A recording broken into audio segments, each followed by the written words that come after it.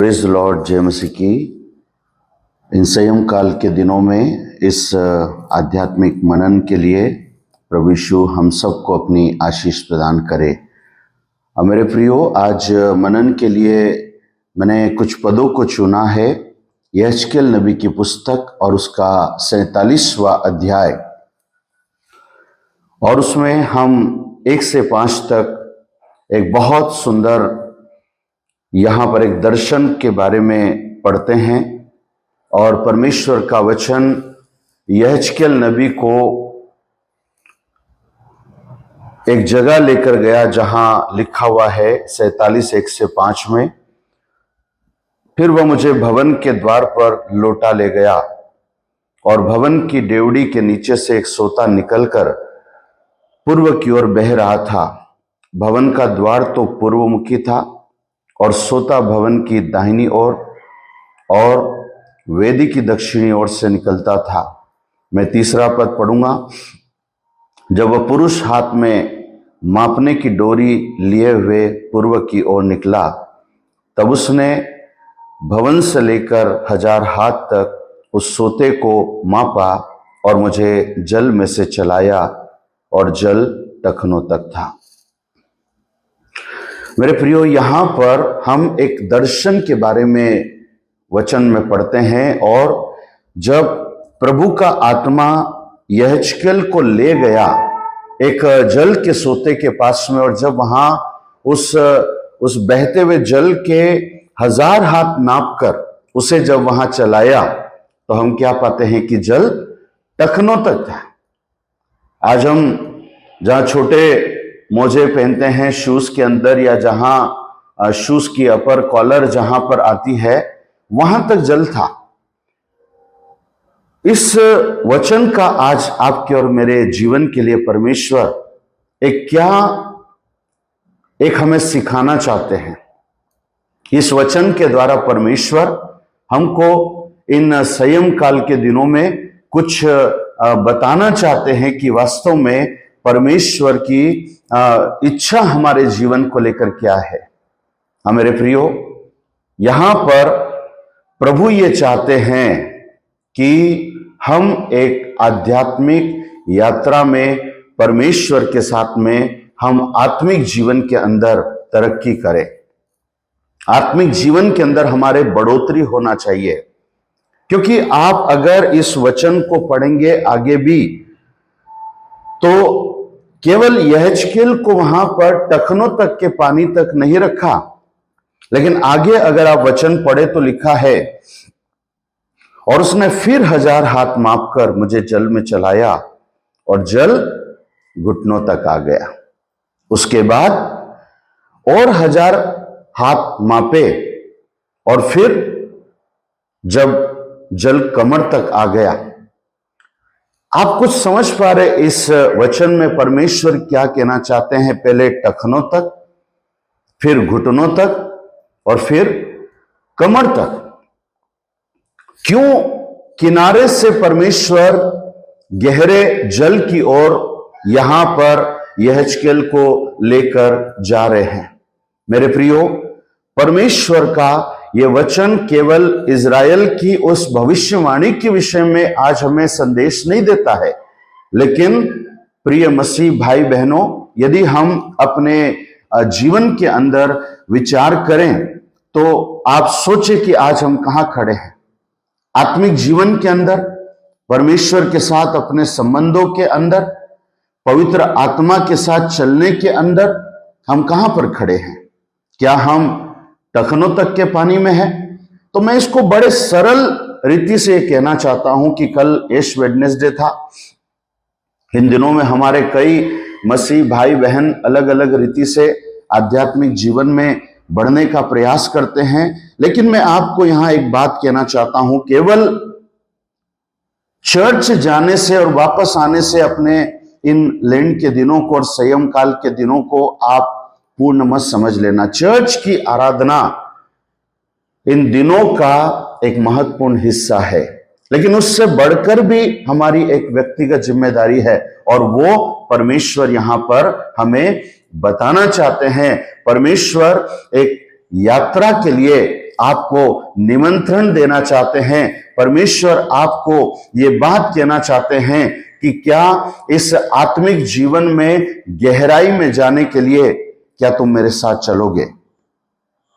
प्रभु लेकर गए 1000 हाथ, प्रभु का दूत लेकर गया 1000 हाथ नापा तो पानी टखनों तक था, फिर पानी घुटनों तक आ गया, फिर और नापा तो पानी कमर तक आ गया, और उसके बाद पानी इतना गहरा हो गया कि कोई पार नहीं कर सकता। वैसे ही मेरे प्रियो, अपने जीवन के अंदर आप जांचें कि आज आप कहां खड़े हैं। प्रभु यीशु के साथ टखने तक के पानी में खड़े हैं, तो प्रभु आज आपको निमंत्रण दे रहा है कि इन 40 दिनों के संयम काल के अंत तक आते आते आज आपको और मुझे घुटनों तक के पानी में आना है। अगर आप पाते हैं कि मैं तो बड़ा अच्छा मसीह भाई बहन हूं, मैं या अच्छा एक मैच्योर क्रिश्चियन हूं, मेरा प्रभु के साथ रिश्ता है, तो भी प्रभु आपको आमंत्रित करते हैं और प्रभु यीशु मसीह और परमेश्वर कहते हैं कि टखनों तक के पानी से अब तू घुटनों तक के लिए आ जा। अगर तू घुटनों तक के पानी में गहराई में आध्यात्मिक रीति से खड़ा है, तो वहां सोचकर खुश मत हो कि तेरे पीछे बहुत सारे लोग हैं, अभी वो टखने तक की है, तू तो बड़ा अच्छा है, मैं तो बड़ा अच्छा हूं और मैं तो अभी घुटनों तक के पानी में हूं। परमेश्वर का वचन कहता है कि उस घुटनों तक के पानी से और आगे बढ़ो, कमर तक की गहराई में आ जाओ। और इसका मतलब क्या है मेरे प्रियो? ये गहराई कहां से आएगी? ये गहराई आएगी परमेश्वर के वचन से। यह गहराई आएगी परमेश्वर की इच्छा को अपने जीवन में पूरा करने के द्वारा, परमेश्वर के साथ संबंधों के द्वारा, परमेश्वर के साथ आज्ञाकारिता के जीवन में आगे बढ़ने के द्वारा वो गहराई आपके और मेरे जीवन के अंदर आएगी। देखिए हम क्या पाते हैं, ये वचन बहुत बड़ा है लेकिन इसको जस्टिफाई करना बहुत कठिन है, लेकिन मैं इस माध्यम से कहीं ना कहीं एक थॉट प्रोवोकिंग, एक मसीहों के अंदर एक यात्रा का विचार निरूपण करना चाहता हूं, इसलिए मैंने ये विषय को लिया है यहां पर। अगर आप प्रभु के काम करने का तरीका देखें तो हम लूका रचित सुसमाचार 5:4 में क्या पढ़ते हैं हम? जब प्रभु यीशु मसीह वचन का प्रचार कर रहे थे और भीड़ उनके ऊपर गिरी पड़ती थी, और जब प्रभु वहां पर एक नाव खड़ी थी जिसमें पतरस अपने जाल को धो रहा था, प्रभु यीशु ने पतरस को कहा कि उस नाव पर वो खड़े हो गए और उन्होंने भीड़ को संबोधित किया, प्रचार किया, और उसके बाद जब प्रचार खत्म हो गया, दिन का समय था, तो पतरस को क्या कहा यीशु मसीह ने कि अब तो ये नाव गहराई में लेकर चल, गहराई में लेकर चल। पतरस उस नाव को गहराई में लेकर गया, और क्या हुआ? जब उसने प्रभु की आज्ञा को माना, प्रभु ने कहा जाल डाल, जाल धोया हुआ है, रात को डालूंगा, लेकिन अभी डालने के लिए बोल रहे हैं प्रभु। लेकिन पतरस ने आज्ञाकारिता के द्वारा जाल को डाला, और रिजल्ट क्या है? पूरा जाल मछलियों से भर गया।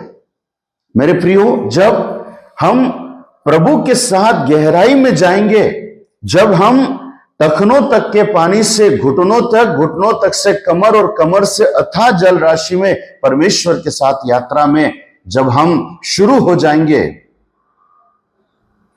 तो मेरा विश्वास है मेरे प्रियो कि कई अनगिनत आशीषें परमेश्वर आपके और मेरे जीवन को देने के लिए तैयार है। प्रभु अपने प्रकृति के नियमों को भी आपको और मुझे आशीष देने के लिए तोड़ सकते हैं। और इसलिए मेरे प्रियो, इस यात्रा का एक आह्वान इन 40 दिनों के संयम काल के दिनों में प्रभु आपसे और मुझसे कहना चाहता है कि तू कहां खड़ा है, कहां? किनारे पर मत रह, गहराई में आ जा। टखनों तक मत खुश हो जा, घुटनों तक के पानी में आ जा। घुटनों तक खड़ा है तो कमर तक आ जा, और कमर तक है तो और गहराई में आ जा। मेरे वचन को थाम ले।